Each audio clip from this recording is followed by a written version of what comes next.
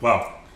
Hey, so there's nothing wrong with liquor. There's nothing wrong with alcohol as long as you do it, responsibly and safe. Among other things. I think we live in a world that's so horrible that I'm surprised more people aren't out here just pouring up. But tonight, man, it's just a beautiful thing to be able to engage in conversation with beautiful and smart people. Tonight, we're talking about hip hop and its overlaps with misogyny, activism.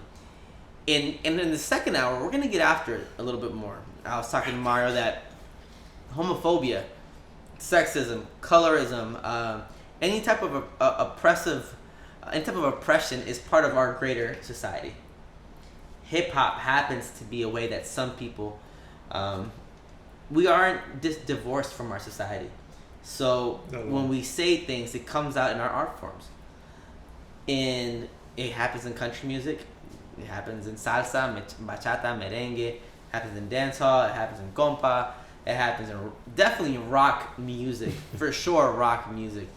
But hip hop, as we were talking, gets vilified, right? Because we believe it has anti-blackness sentiment. What do you think? And this is how we're starting out the second episode. I completely agree with that, Urs. I think it's all, not only is it indicative of a larger society, but I think it stems from greater society. It's a byproduct of that. So a lot of the things that you hear was in response to that, but it also reflects what goes on in society at large. So to sit here and pigeonhole or use hip hop as the proverbial whipping boy, I think is not only problematic, I think it's unfair. That whipping boy is multifaceted. Not the metaphor. Okay. So yeah, it's a multifaceted aphorism. So, or a phrase, I should say. So I do think I completely agree with you. It's something that we are essentially turning the mirror back on society at large and saying, hey, yes, we have this autonomy, but at the end of the day, we use autonomy to kind of hold you accountable to a certain degree, or just say, yo, this is what we're going through. Have at it.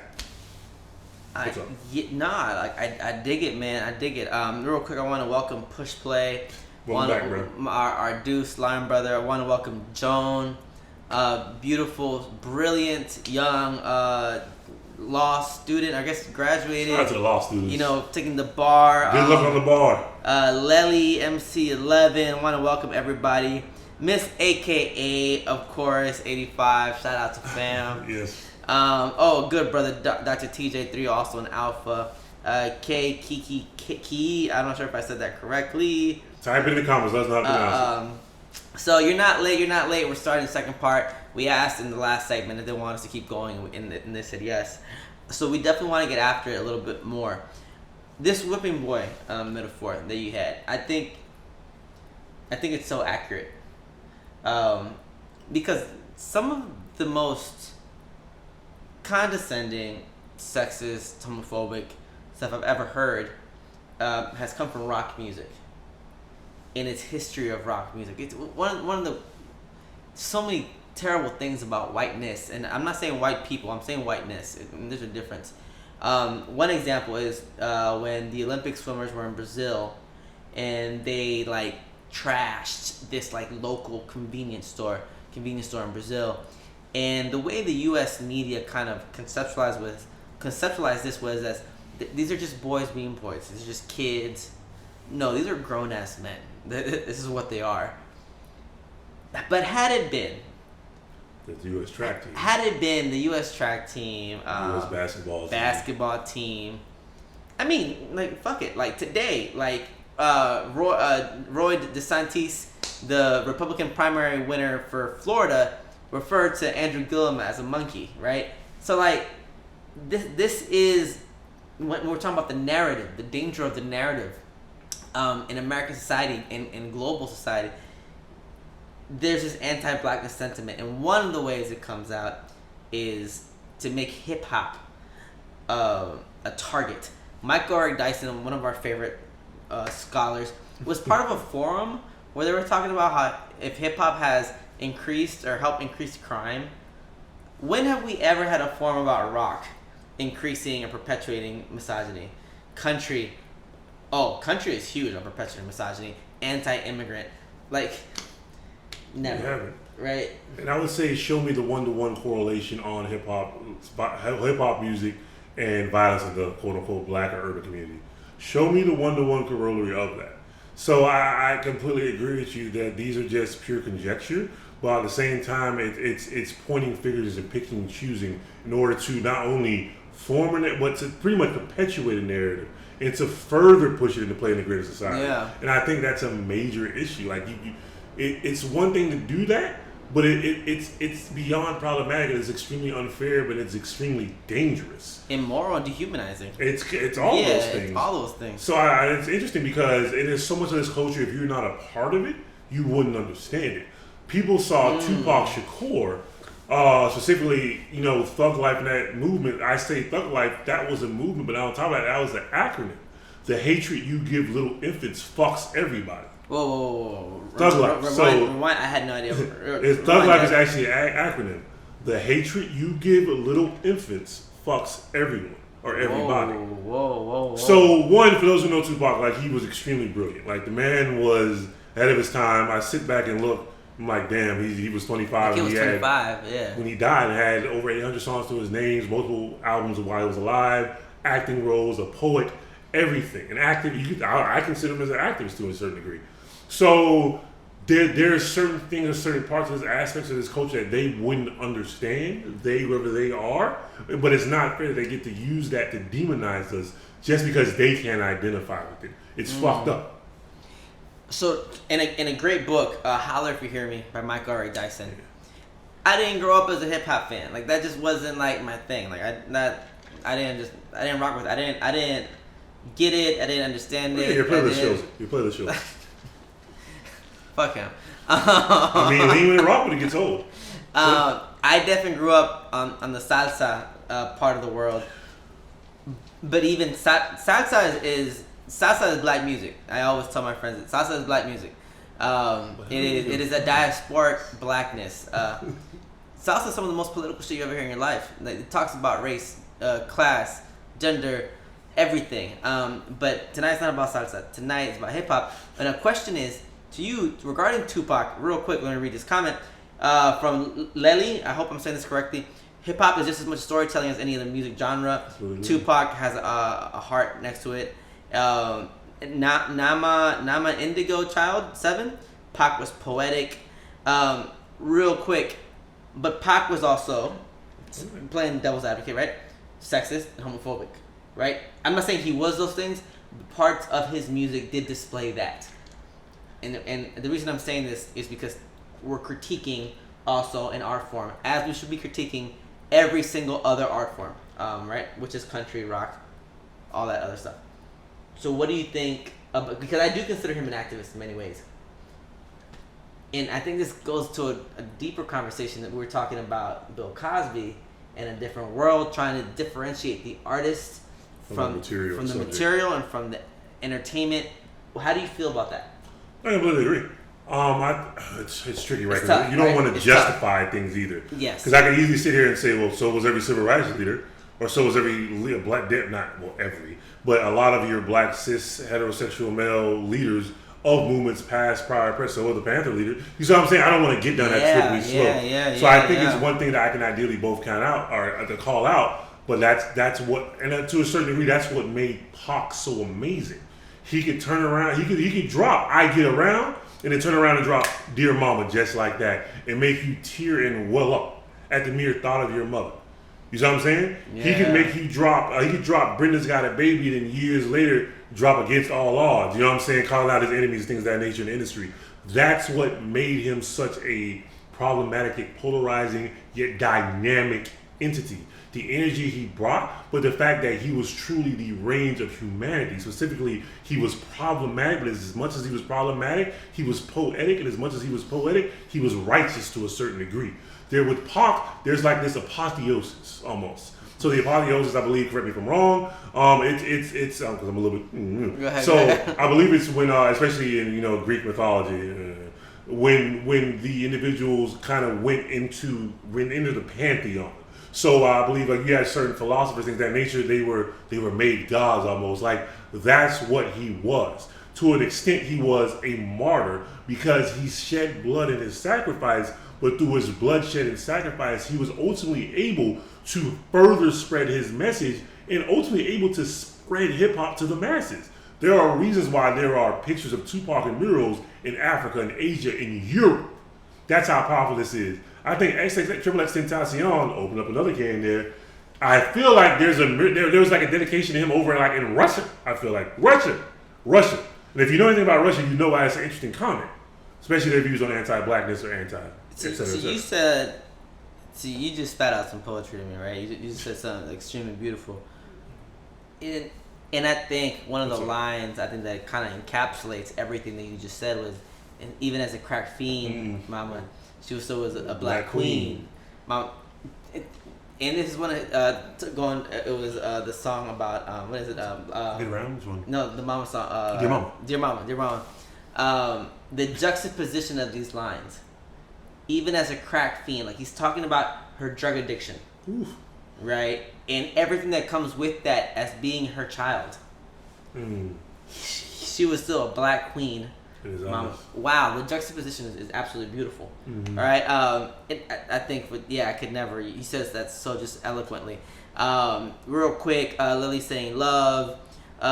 Nama and Indigo Child saying Pac was real. He didn't like fake people, gay or straight. He was revolutionary. Joan, shout out to Joan. Cosby's forever because Felicia Rashad is handmade by God. I love me some Mama Huxley. And Lily said, she was asking why am I saying that he was homophobic. And Joan is saying this may be the best description of Pac I've ever heard. Thank you. Talking about you. Yeah. And that's why I took that back. I'm not saying he's homophobic because I didn't know him as a person. He just right, but lyrics. This is and my bigger point, the more serious point, more real point. It's not a personal thing. No. It's not an attack on hip hop. It's not an attack on the artist. This is something that affects all of us. Men, women, people who identify, trans, non-conforming people who don't conform to such narrow notions of gender and sex.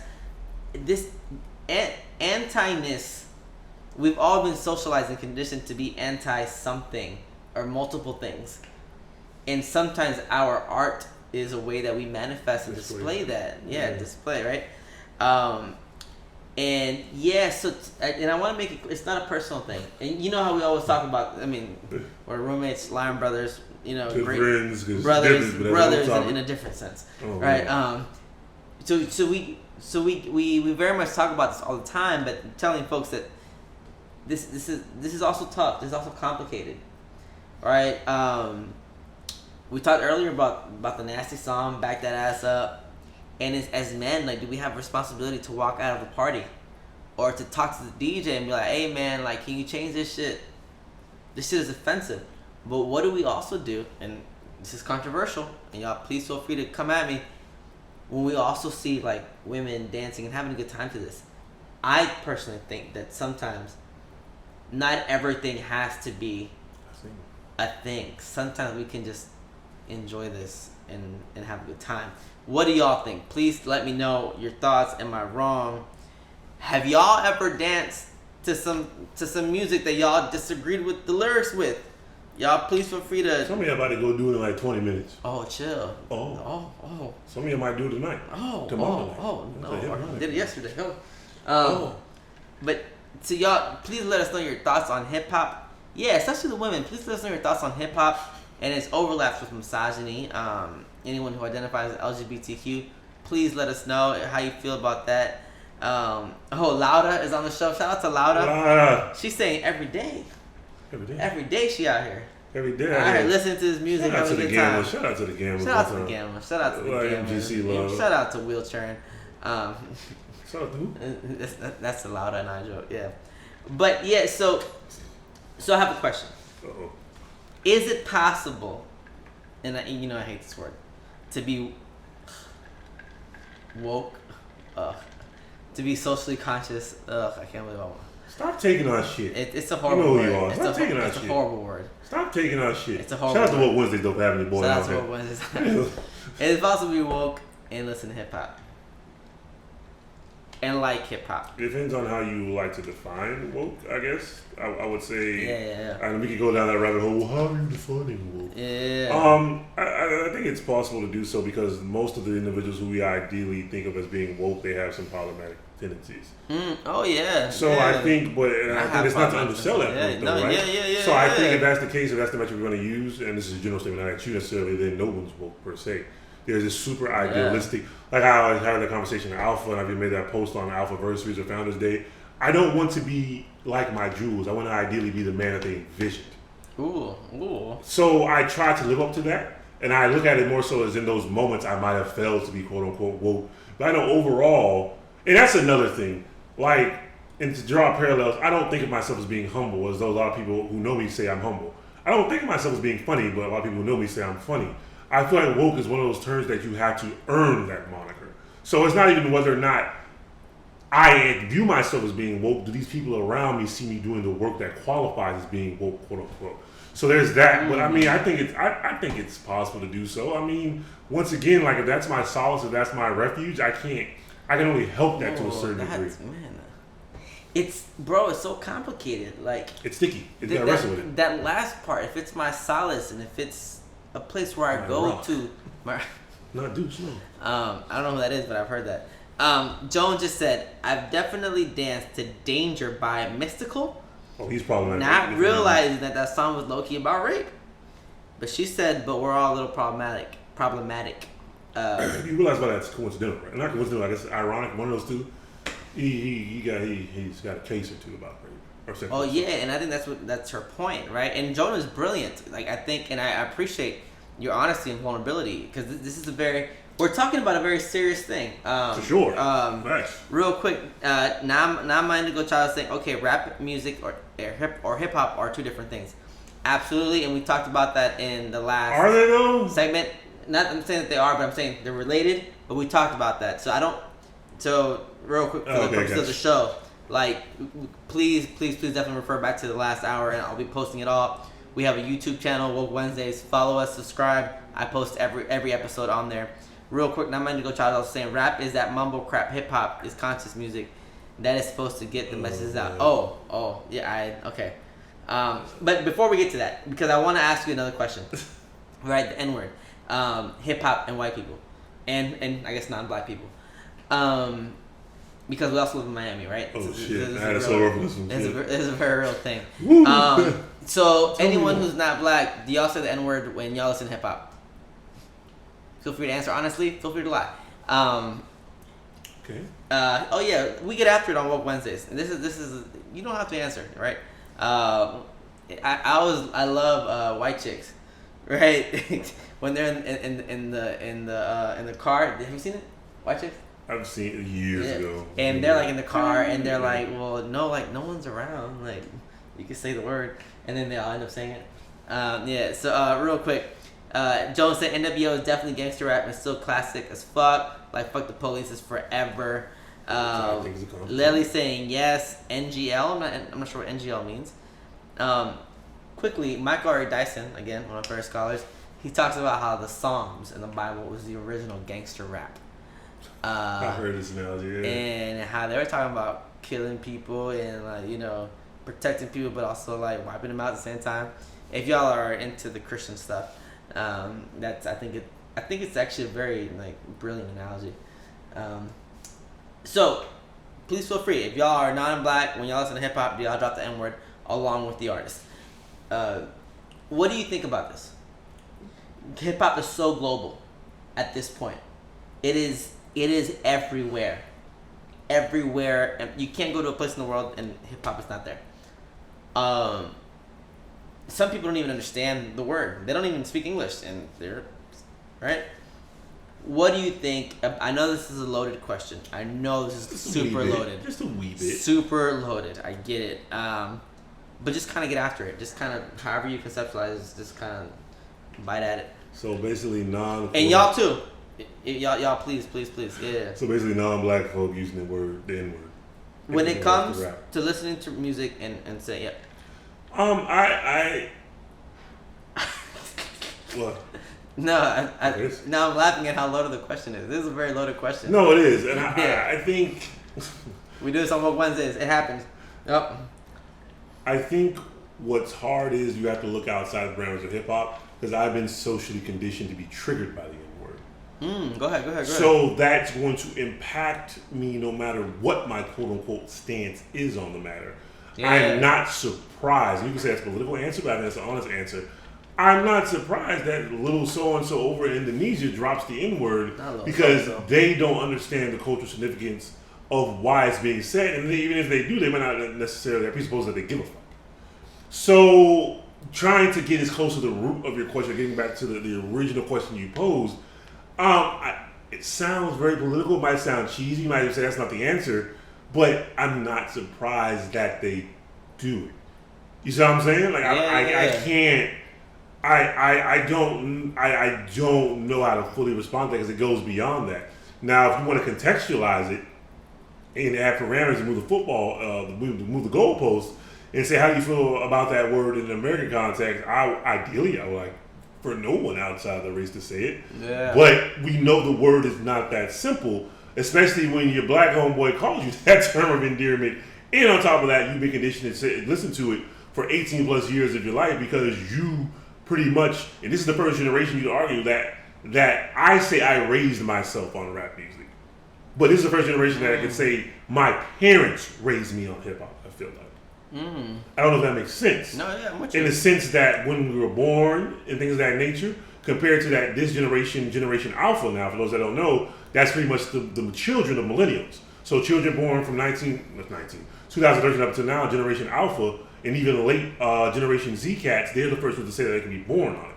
So I'm not surprised to a certain degree that they are saying it. Like I said, in a perfect world, it would be nice that if no one outside the African diaspora said it, but I get it, and I know it's not that simple. Because I know it's not that simple, I can't give a full answer to that question. Because one, I'm still tackling my feelings, and two, there are 1,000 goddamn scenarios in which it could play out. So let me ask you a very controversial question. And Naima, I appreciate you letting me know how to pronounce it. So Naima, got it. Shout out to Naima. Shout out to Naima. Shout out to my little sister Amber, aka Penny Proud. Oh, that's Penny Proud. That's Penny Hey, Proud. Penny Man. Proud. You know Penny. Yeah, Proud man. family. That was Solange. Was that Solange? Yeah. I thought that was oh no, I'm thinking Kim Possible. Sorry, because that Kim Possible was complete tangent. Oh, girl from Love Don't Cost a Thing. Christina Milian, yeah. We digress. Sorry. That's a great show of hip hop from that era and how it's affected the high school students. Though, anyway. Yeah. Go back. You want to know what we were on? That's what we were on in high school. That's my high school years. That's Mine's our high school years. Mine's that toothbrush shit. I don't know what the fuck you were thinking. Yeah. Okay, that's a whole other thing. So let me ask a very controversial question. Here we go. And to be very clear, right? And I'm all about like fuck the bullshit. You're not speaking on behalf of all black people in the world, right? I'm saying this because some people perceive that this person is saying that, then this means that it means for everybody, right? So I'm asking a very controversial question. Controversy. So. And I'm using white people as an example. Oh shit, my phone. I'm using white people as an example because that's who I'm using. So when white people might listen to hip hop, drop the N word, right? Listen, have a good time, enjoy themselves. I think I know the answer to this, but I'm gonna ask it for questions for the purpose of the show. No. How is that different? And how is that differently problematic from heterosexual men, or just men in general, listening to hip hop, right, and dropping, a bitch here, a bitch there, an F word there, like whatever, like, how is that different? And this is a very messy, muddy question that I'm asking, and I'm asking us to kind of think through this and help us think through this. I'm not saying that we have the answers, but I do think it's a question worth asking and worth thinking through. Mm-hmm. So, how do you think this is different? Has similar, just kind of thoughts, reflections on my question? I know it's hard, just tough question. I don't, and this is where it's tricky. But it's also why I'm very weary of intra identity comparisons or inner identity comparisons. Ooh, okay. Because that's something. I'm with it. As problematic as it might be in diversity and inclusion, multicultural affairs, social justice circles, that we don't do. Because comparing a cantaloupe to a watermelon to a kiwi, they're all their own form of settings. And it's not to skirt the question. I'm fucking voting and shit. It's not to skirt the question, but it's because they're all different in nuance. And you can draw parallels, but there's not a one-to-one. So that is a very tricky question to answer because of the way it's inherently loaded. Ask, yeah. It's a tricky question to ask. No, I got you. So that's a very and to a degree it's a great question, but I'm trying to think of if it can be answered and if it's better to leave it on its own. So why is it not problematic for cis heterosexual men to say the word bitch versus being the other question of why can't white people say the N-word? Personally, I see why you answered it. No, that's not to skirt the question, but because that's a whole another hour or a whole. Let me get back to you next week. Let me do some research. That's a whole fucking dissertation, dog. Yeah, that's what that is. So no, but would you like to title that separately, or what do you for the flow of the show? Well, real quick, I want to read this because I think this comment is actually quite fascinating. Joan and I just think Joan is so brilliant. Even though she didn't say this, and I also think Mariama is very, very brilliant. Shout out to all the brilliant viewers out there. Yeah, man, this is beautiful. Joan's saying, if you're non-black, you should not say the N-word. Even when it comes to hip-hop, because they don't have shade in the pain that the word can bring if used in the original context. Real quick, but this is the very interesting part. Joan is saying, a man can still be a bitch. Bitch is a gender-neutral term. Ooh. This is fascinating. This is so interesting. Well, when you think about some of our conversations, it has not. When you think about our trade, anybody can be a bitch. His slants a bit, his phones a bit, his hats a bit. A bit, and a bit is a bit. Shout out to Florida in the building. Shout out to Florida in the building. Bro, you mad. Naima saying real quick, men say bitch all the time to their women. It's the context. So this is I think this is fascinating. Her dismantling. And I love because it in their answers it's also a pushback on my question, which I love because it goes back to your answer that it's not a 1-for-1, right?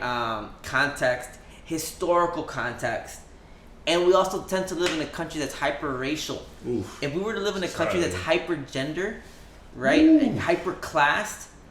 And I think this conversation would be a little different, but as someone who studies like race, like I do this shit, right? I really believe that this country is hyper-racial, definitely in comparison to other Western countries, but definitely other countries in general. This is absolutely so interesting.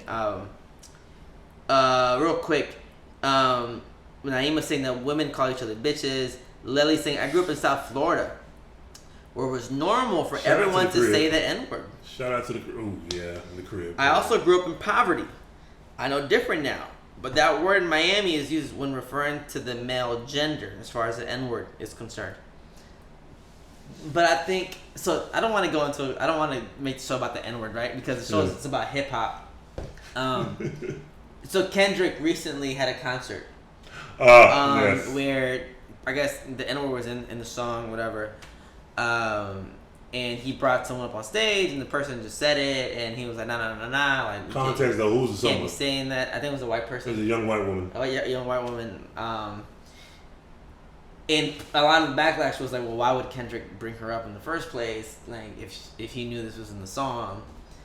The other part is, why would this woman just do it? Like, I honestly think that if she would have like bleeped herself in some sort, I think she would have been just lauded in so many ways. Oh, she would have been a warrior. She would have been this is what it entails. Extolled and just praised and been looked at as like, this is what y'all should be doing, right? And that might not even been her intent. Like literally, I didn't want to be a douche, so I'm not gonna say the word. But she would have been glorified. She would have been apotheosis. Yeah, she would have been that cool ass white person that invited to the barbecue, right? Please let that shit die in 2018. The barbecue. Start with the barbecue passes. Stop that corny shit. Stop. Could you be the homie? That's the homie. The homie. It's also a metaphor, all right? No. It's the English major me. Stop. Go ahead. Stop watering down. You're invited to the barbecue, but then get mad, turn around when white people start using the word woke. What the fuck did you expect to do at the barbecue? You thought there's going to be spectators or standbys or bystanders at the barbecue? That's what happens when you invite people into your space. And that allows for further co-opting in many ways. But in general, it just sounds fucking corny a lot of times. Does it though? Does it though in what sense? Does it? You said once you allow people in your space, it allows for further co-opting. It can. It can. Okay. Because I'm a true believer that you can definitely come in my space,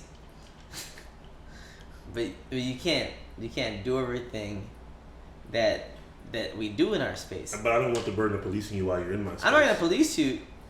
Policing comes in many ways, right? Okay, so this is a different. Yeah, tangents. Okay. This is what we do, y'all.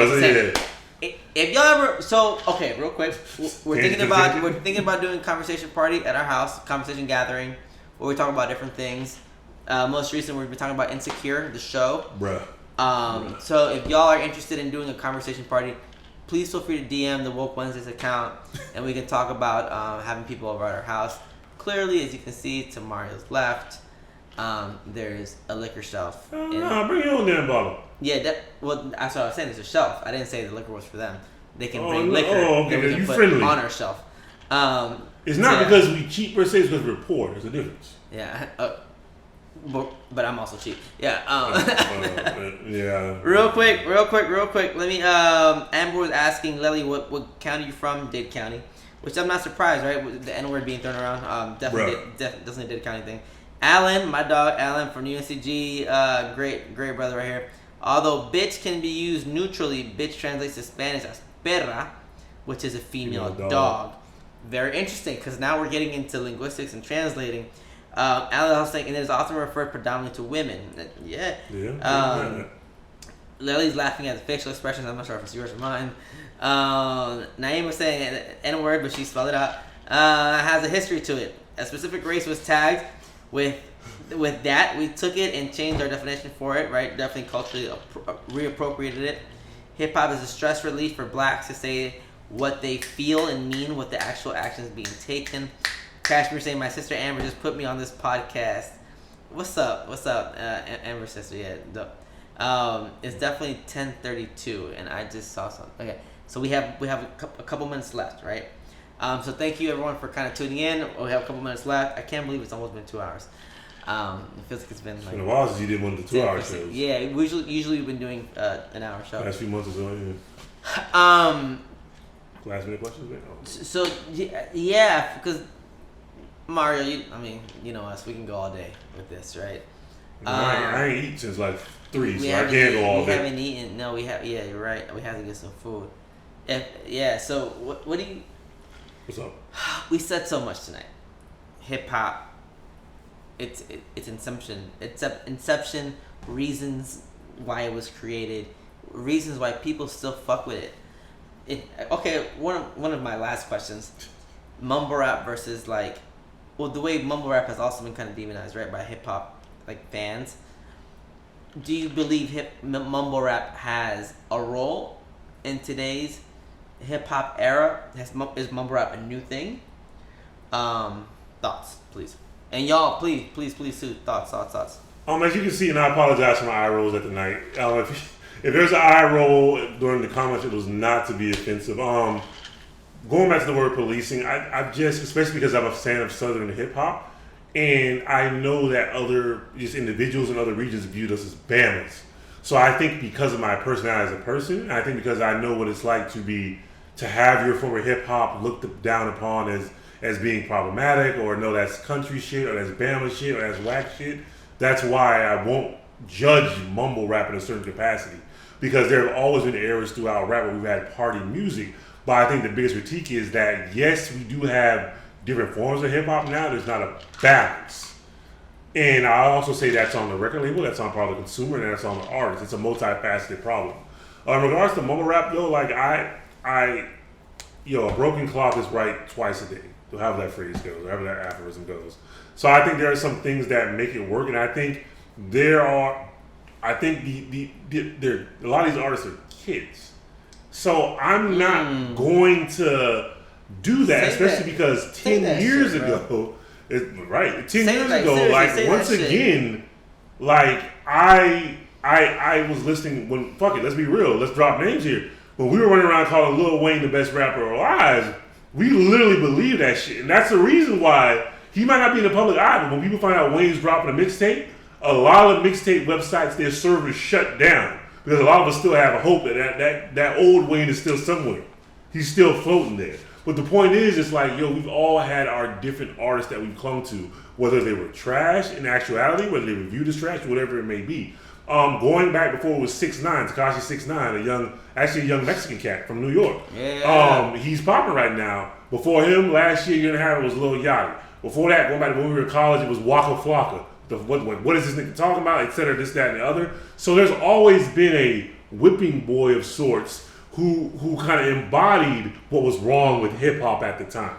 So it's one of those things where I don't trip. It's not for me, but I'm not gonna hate it. I refuse to be that old head. Like I refuse to be that old head. I'm 30 now, so I got some old shit. Wow. You still young. You 29 though. Real quick, Chantel just joined. Shout out to Chantel. Wow, Chantel. Miss AKA 85 say my generation takes more offense to the N-word than the younger generation. Oh, yes man. Yeah. Q's mom. Oh, that's cute. Let me sit up straight, man. Take my head off. Yes, ma'am. As you were saying. Let me try to make this look better. It doesn't. No, I had to lift it. I mean, you look fresh. I do look good. I got a pull on. But the N-word seems to be still be a trending topic here. Oh yeah. Maybe we should have an episode just on the N-word. I gotta be a panel, though. Woo. I think that'll definitely be a panel. I think that would be actually a very informative, insightful, and just I think it'll be I think we need to do that. Real quick, Kashmir is saying yes, it is because of the new generation evolving. Agreed, Lil Wayne was my generation, 90s. See, we're 80s. We're late 80s, 88. But to that generation, that he was that. What, man, I wish I could understand. We got to talk about hip hop buzzes, but yeah. Yeah, that's another, Lily saying I always considered him to be comedic rap, comedic rap. I'm not sure what she's talking about. 6ix9ine is a clown, just my opinion, according to Naima. I respect that. It's interesting, too, because he was on the Breakfast Club and dropping, talking about the N-word, too. And when we talk about regional things, New York is a different world. Like as Miami's a different world. As Miami. I've been to New York, and I've literally seen, like, every, like, racial group represented, and everybody's just throwing this word left and right, and it's not meant. It's a little some endearment. It's not. It is the most endearing. I've had a white dude say this to a black dude, and then the white dude called me in the same circle, and I felt loved. I was like, but what the fuck is happening? Like, no one saw. If I would have taken contention with what the white dude said, the black dude probably would have called me out on it. Like, that's how. So, but we're gonna say this for another topic. This is a great. I think this is a great. Let us know if y'all want a part 2. Yeah. Have me be a recurring guest. Anyway. Damn, you see you said this, Steve? Anyway, damn, I'm just trying to be the WokeWednesdays co-managers. You see, you even got me a polo. They laughing. I haven't got anybody a polo. Someone asked me today, "Is that you on the polo?" I'm like, "Yeah, it's supposed to be." To be fair, you look good again right there. I mean, you know about me? Not Alabama ones. Anyways, AKA saying old head laughing at you at 30, just laughing. She's saying love y'all. Interesting discussion, bruhs. Dr. TJ, we got a whole doctor tuning in tonight. Soon, brother. Soon. Yeah, baby. He's already a doctor. He's medical. He's a medical doctor. Organic chemistry, dog. It got me. Organic chemistry, dog. So again, we have so much to talk about, and we've been at it for almost 2 hours. If you had to say something, well, first of all, thank you to everyone who has been tuning in tonight. Yes, it's been fun. Thank you all. Lely, thank you so much for tuning in to part 2. Appreciate you. Every episode, every show goes on YouTube. Please feel free to subscribe to the YouTube account. Last week, we talked about the role of journalism in the era of Trump. Next week, we're talking about mental health in black communities and also the greater POC communities. We have a mental health practitioner and professional on the show. Week after that, we're talking about weight and health. fraternity brother who's lost over 200 pounds will be on the show. Steady, shout out to the boy. Yeah. Week after that, we're talking about the purpose of education. We're having a panel of teachers. But tonight, we've talked about hip-hop. And I think hip-hop actually kind of overlaps and relates to everything that we kind of do. I don't know why he's drinking out there when we can see him on camera drinking here. So we can see you. We see you with the red cup. We see you. His big old hands. Oh, that size is chill. I mean, big hands in comparison to so it's relational. Yeah. Oh, so it makes it relational. Sorry. Wait, trying to like close the credits here. So what would you say to people when they're trying to figure out where the line is between hip hop and a type of social consciousness? That's how I'm gonna end it. I think that's a tough question. You and your damn questions. If blue was a number, how much would it be? How much would it be? So Kashmir is laughing. Kashmir, thank you for following the page. I think you're a new follower. Yeah. She's Penny Prowl's big sister. Hey, yeah, so you big penny. All right. You know, you quarter. Nickel. little dime, nickel and dime. No, not the evolved form of penny. No. Anyway, I digress. So, let's go back to your question. What would you say, man? Like, or maybe, like, how would you respond to hip-hop and activism? What is kind of, like, your first kind of reaction to that? And do you think that hip-hop... Okay, I'll end it like this. Do you think hip-hop is still alive today? I know that's been a question that... For like the past 10 years, I remember Nas in 2007, this is hip-hop was that dead. Fucked up Nas, yeah. I think hip-hop is alive and well. It might not be your brand of hip-hop, and I wish we could have a time to address the hip-hop and rap thing. Hip-hop historians say there's a difference between the two. Like, we have about 15 minutes left, so you feel free. No, I definitely, it's the tricky part, right? And I think this is what we have to be weary of saying, well, the historical narrative is historically has told us a lot of things about a lot of different things that ended up just not being true. Yeah. And I think being a connoisseur of sorts of Southern hip hop, that's what it was for people in other regions, but there was no delineation between hip hop and rap. I'm going to sample this damn soul beat. I'm going to get over it and rhyme in a syncopated rhythm, and that's that. We weren't breaking, we weren't DJing in the sense you were. We weren't playing vinyls, so it can kind of sometimes be subjective. And this is what's led to a lot of contention. Well, this is hip hop, this is rap. Fuck that, dog. We rhyming and we living our life. So you growing up in the Bronx in XYZ year versus me growing up in Palm Beach, Florida, versus down the road in Miami, versus New Orleans, versus West Coast, versus the cat who grew up in Iowa, it's gonna have different meanings whether you want to believe it or not. That's why I kind of apologize if you're offended. That's why I gave the eye roll. Well, this is hip hop, this is rap. I don't give a damn, bro. I've never been that pressed by it, but I do understand and I respect it ultimately. I'm not gonna challenge someone on that. Yeah. So, real quick, Amber saying she hates us. We love you too. Little nickel, why you doing that? Not little. That's funny. Lely's saying Lupe. I guess she's a Lupe fan. Lupe fan in the house. Kick, push, coast. He got flack for that too. Like, you know, damn skateboard. So Terry King want to whoop his ass. He said hip hop has brought all kinds of artists. You know, it's crazy. So we've had this discussion about DJs. And I know we're supposed to end the show, but real quick, we've had this discussion about DJs where, I consider myself a musician, right? I've been playing piano since I was 5. Gospel, jazz, Latin jazz, salsa. Like I'm a guitar. I play guitar, play organ. Like I grew up playing in black churches, Hispanic churches. I very much consider myself a musician. And I've seen that DJs sometimes consider themselves musicians as well. And when it comes to the DJs that we've been talking about, the inception of hip hop, I think that they are definitely musicians. As a musician, we put notes together to create chords. Chords create harmonies. Harmonies create this beautiful melodic music, right? That is a type of musicianship. And I think, especially older DJs did this. But now we see newer DJs. I'm not talking about now producers. I'm not talking about producers who also put different instrumentations together. I think it's a different conversation. Oh, maybe, I know. maybe because of the day, right? Maybe Yeah. not Daniel. But current DJs, from what I've seen, don't really do that. Oh no. Right? So I cannot consider them musicians. But older DJs, I could definitely consider them musicians.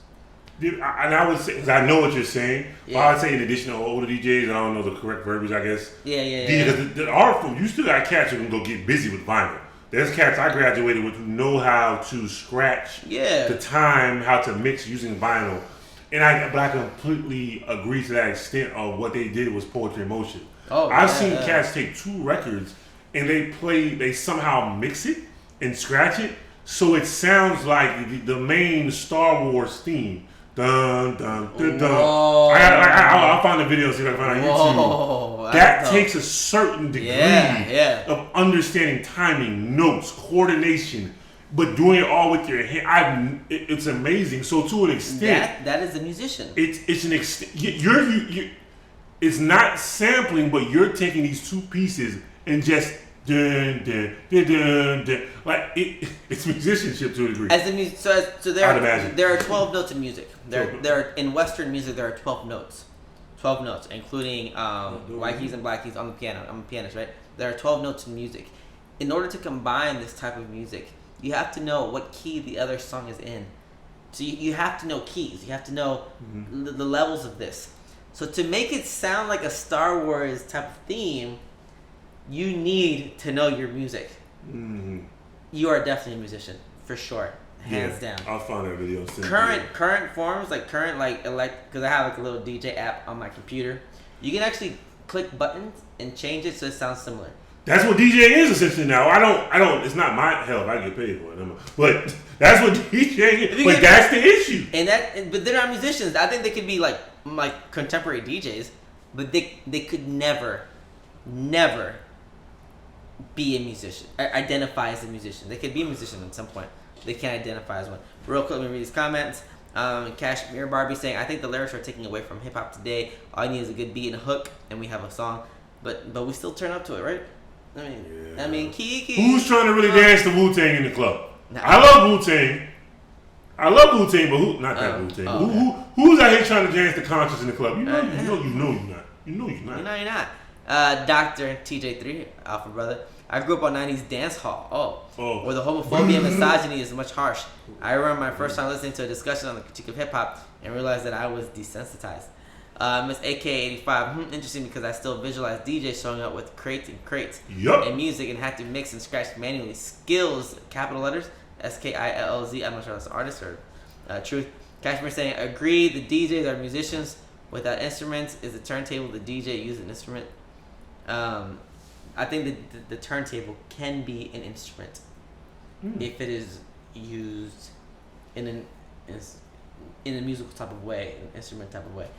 Musicians, we take a lot of pride in saying that we can play an instrument because we've put so much time, practice, hours, years into our craft. Of course. And I think a real DJ could also say that, and I'm policing thatness for sure.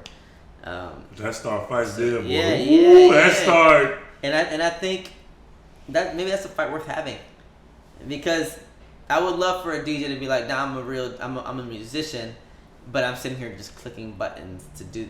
I'm not saying you can't click buttons and be a musician. I'm not saying that, but when we call it transpose on the keyboard, where you literally change a key on the keyboard to make it sound like something else. That is a different conversation. So we're ending. Seriously, I don't know how we went this long. Thank you all, please. Thank you all for tuning in. Seriously. If you want, what's the thing you do with adding people? I follow like 8 people. If you want to add me, I'm M.D.Luis. I just dropped his name on there. Stop playing. I post once every 8 months. He never posts anything. Every 8 months. Thank you very much. Okay, 9. Every 9 months. You just posted because you're a PhD student, so you just posted something on Instagram. No, that was Facebook. I don't remember. That's sad. Hey, he remembers my post more than me. Yeah. That tells you all you need to know. Y'all, this is my line brother. My brother, I love him very much. Shout out to the brothers. Much love. Y'all, feel free to follow him. Follow Woke Wednesdays. Thanks so much for tuning in. Next week, we're talking about mental health in POC communities, people of color, persons of color communities. See me back in another 9 months. we're gonna have. I want to have at least 2 more episodes that I can think of you for. In the very next in the next month and a half, where one is roasting the way men of color show love and appreciation for each other. This is true. And in that, we're gonna talk about toxic masculinity and how roasting is a way that we kind of compensate for that. Ooh, yeah. And the other topic is definitely the N-word. Hey, free Lawrence. You know that? Free my dog Lawrence. Free my dog Lawrence, bro. Free my dog Lawrence. Bring my dog back to the show. We miss Lawrence, dog. Is that on the show? My dog. Shout out to J Money. Anyways, y'all have a good night. Take care. We're about to get some food. Y'all feel free to join us. We'll hot y'all later. Thanks so much. You got some plates at your house. We might slide. No, we're not sliding through. Oh, y'all got food at the house. We'll come through. Email us.